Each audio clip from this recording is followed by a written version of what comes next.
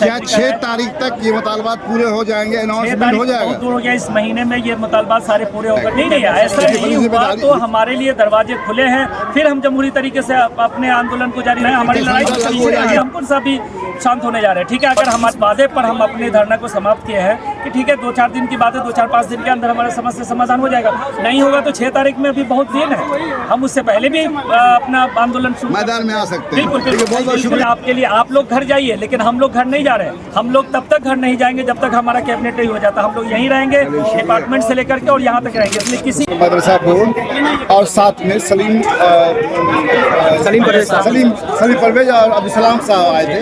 क्या है मामला, क्या ठीक है? उनके आने से पहले हम लोगों को वहाँ बुलाया गया था, क्योंकि वार्ता के लिए हम लोगों को बुलाया गया था। पहले भी ये बात आ रही थी, लेकिन चूंकि मुख्यमंत्री और शिक्षा मंत्री लगातार से चुनावी दौरे पर है, उनके पास में अभी ये नहीं, तो उन्होंने ऑथोराइज कर दिया एसीएस को। ठीक है, और एसीएस जो प्रधान सचिव होते हैं, मुख्य सचिव होते हैं इसके शिक्षा विभाग के, वो ऑथोराइज ऑलरेडी वो होते हैं। तो उन्होंने उनसे कहा कि आप लोग इनके डिमांड्स जो भी हैं उनको देख लीजिए और उसके बाद उस पर यथासंभव जो भी कार्रवाई है या जो भी उसका डिमांड्स पूरा हो रहा है क्या है उसको देख लीजिए, हमारे तरफ से आपको ऑथोराइज किया जाता है।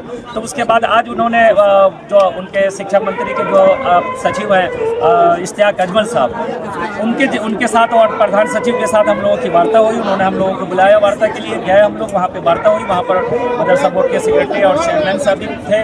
सब लोगों के सामने ये बात हुई, तमाम फाइलें सामने आई और उस पर एक पर जो है एक पॉइंट पर डिस्कस हुआ। डिस्कस होने के बाद सब चीज़ें मान ली गई, सिर्फ एक वो अल्पसंख्यक का दर्जा और उसके बाद में ये नियमावली 2022। तो नियमावली 2022 तो टेक्निकल है और कोर्ट से रिलेटेड मामला है, इसलिए उस पर डिसीजन बाद में होना है। और अल्पसंख्यक मामला है, ये थोड़ा सा डिफिकल्ट मामला है, उसके लिए उन्होंने कहा कि इसको अभी रहने दिया जाए।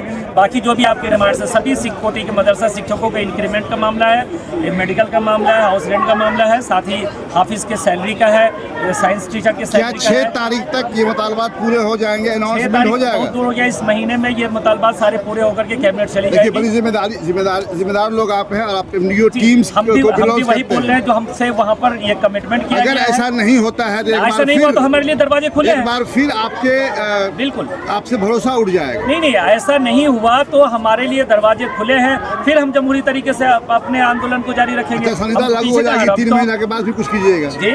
3 महीने के बाद फिर कुछ कीजिएगा? ठीक है, 3 महीने के बाद ही आंदोलन तो हमारा चलता रहना है, हमारी लड़ाई तो चलती रहेगी। हम कौन सा भी शांत होने जा रहे हैं। ठीक है, अगर हमारी बात अभी मान ली गई है, अभी हमसे ये कहा गया, वादा किया गया है और उस वादे पर हम अपने धरना को समाप्त किए हैं कि ठीक है 2-4 दिन की बात है, 2-4-5 दिन के अंदर हमारा समस्या समाधान हो जाएगा। नहीं होगा तो 6 तारीख में अभी बहुत दिन है, हम उससे पहले भी अपना आंदोलन मैदान में आ सकते हैं। बिल्कुल बहुत शुक्रिया।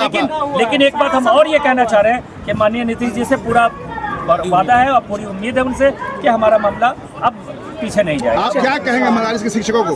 कि हम इनसे यही गुजारिश करेंगे कि आप लोग संयम बरतें और जो पिछले 9 दिन से आप हमारे साथ थे, हम आपके शुक्रगुजार हैं, हम आपके एहसानमंद हैं कि आपने हमारे शाना बशाना कदम चले, हमारे कदम से कदम मिला करके आप चले हैं। आप इत्मीनान रखें, आपका ये भाई, आपकी ये तंजीम बिल्कुल आपके लिए। आप लोग घर जाइए, लेकिन हम लोग घर नहीं जा रहे। हम लोग तब तक घर नहीं जाएंगे जब तक हमारा कैबिनेट नहीं हो जाता। हम लोग यहीं रहेंगे, डिपार्टमेंट से लेकर के और यहाँ तक रहेंगे। इसलिए किसी को एक जरा भी कहीं परेशान होने की जरूरत नहीं है। चलिए।